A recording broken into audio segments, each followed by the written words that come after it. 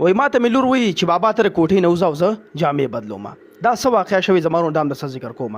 بل طرف ته دغه یو ویډیو پر سوشل میډیا باندې ډېره چلیږي. دا تاسو لږ وګورئ، ډېر معذرت سره زه دا ویډیو شیر کوم، تاسو نه بخښنه غواړم. دا ویډیو وګورئ، د هغې نه پس یو څو ضروري اهمې خبرې کوو.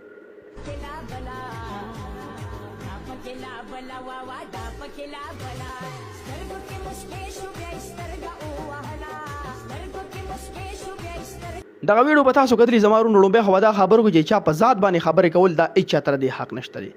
خو لومبی تاسو ته زه اګم شروع کې تاسو ته ما خبره وکړه چې یو پلار وایي چې ما ته لور وایي چې ته د کوټې نه وځه جامې بدلوم. دا څه واقع شوي دا څه ذکر کوم، او بیا د خپلو پښتنو ورونو سره یو دوه اصلاحي خبرې کوم. دا یو علم خبره کوله چې یاره یو ورځ ما جامې بدلولې په کوټه کې، او زما وړه لور وه چې د 4 یا د 6 کالو وه، هغه داسې ولاړه وه. او ما وتل چې لورې ته د کوټې نه بار وځه، زه جامې بدلوم.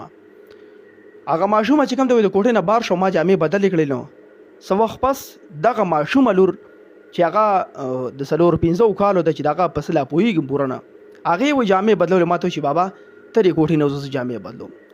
ګوره دلته یو ډېره اهمه نکته ده که چا پې سوچ کړی، هغه دا ده چې دا ماشومان دا پښتانه مو دا ډېره مشهوره ده چې دا په شانتې د شنې لښتې دي. که دا تا کم طرف ته کاږه کړه که نه، نو هغه طرف ته دې نه پیدا اوچتېږي او هغه قصیص بدنه جوړېږي. یعنې که دې ته تا د قرآن لاره وښودله او دا د قرآن په لار باندې روان شول، نو ده ته بیا دغه لاره ښه ښکاري. او که دا چې تا ډمتوب ته راویستو، یو بل غلط کار ته راویستو، نو ده ته به بیا هماغه لاره ښه ښکاري. که د هغې نه ته راړې دا بیا خرابېږي. دغه رنګ زموږ د پښتنو ورونو دا ویډیو کړې ده. ګوره تاسو ته ما شروع کړو چې چا په ذات باندې موږ خبرې نه کوو، صرف د اصلاح په طور باندې بس موږ به خبره کوو. ځکه قرآن کې په سورت یاسین کې الله فرمایي وما علینا الا البلاغ المبین. په موږ باندې صرف هغه پیغام رسول دي، باقي عمل کول او نه کول دا د هر سړي چې کوم د خپل کار دی. موږ به صرف دوی ته دا وایو چې ګوره دا یو ماشومه ده، دا شاید چې دی د دوی لور وي یا یې ورېری یا یې خورزی، به هر حال یاره دوی د خاندان یو پردي ماشومه ده، هغه په دې نه پوهېږي که نه. دوی دې سره ویډیو کړی، هغه چې کوم دغه یو اوس یو ټرنډ چلیږي، دا ګانه هر سړی چې کوم دی چلی.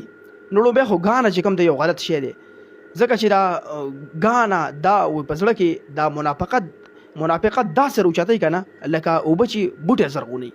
نو د ګانه بچانو نه ځان ساتل پکار دی. بل دا ماشومه را چې ګوره هغې دغه ویډیو څخه خپل غم که هر څه کوي لګیا ده. نو که په دې په ځای باندې زموږ د پښتنو ورونو چېرته دې ته دی قرآن ته کېنوله، دې ته بل څه یو نیغه لار وښودل، دا به ډېره ښایي. ځکه چې دا ماشومه له دې وخت دا په دې خو پوهېږي نه چې دا زه څه کومه. خو که بیا دا وروسته غټه شوله او د دې بنیاد داسې ایښی، دا به وروسته چې کوم دی بیا د دې اثر به چې کوم دی غلطي. نو نور هر سړی ښه پوهېږي. موږ به صرف د اصلاح په طور دغه یو څو خبرې کوو چې هر سړی د خپل بچي داسې تربیت وکړي چې هغه سبا د ده لپاره د خیر ذریعه جوړه شي، او د غلط ذریعه چې کوم د هغه د ده لپاره جوړه نه شي، د ده لپاره د ثواب ذریعه جوړه شي. سبا د پسې لاس اوچت کړي چې یا الله زموږ د مور او پلار وبخښي، موږ ته نیغه لار ښودلې ده، او خدای دې نه کړي که دا چاته په غلطه لار باندې روان شو، نو بنیاد چې چا څنګه ایښي لومبی مجرم به پکې چې کوم دی هغه. نو ټولو پښتنو ورونو ته دغه یو پیغام دی چې هغوی ټول د خپلو بچو صحیح تربیت وکړي، د غلطه لارو نه وساتي. نن سبا خو ډېر د فتنې دور دی، او خصوصي بیا د سوشل میډیا او ټیک ټاک او فیسبوک چې په دې باندې هره لوبه چې کوم دی شروع ده. نو مهرباني وکړئ د خپلو بچو صحیح تربیت وکړئ. د دې سوشل میډیا نه کوشش وکړئ چې هر سړی خپل بچی هغه لرې وساتي. دا ویډیو پیغام د ټولو مسلمانانو سره لازم شریک کړئ.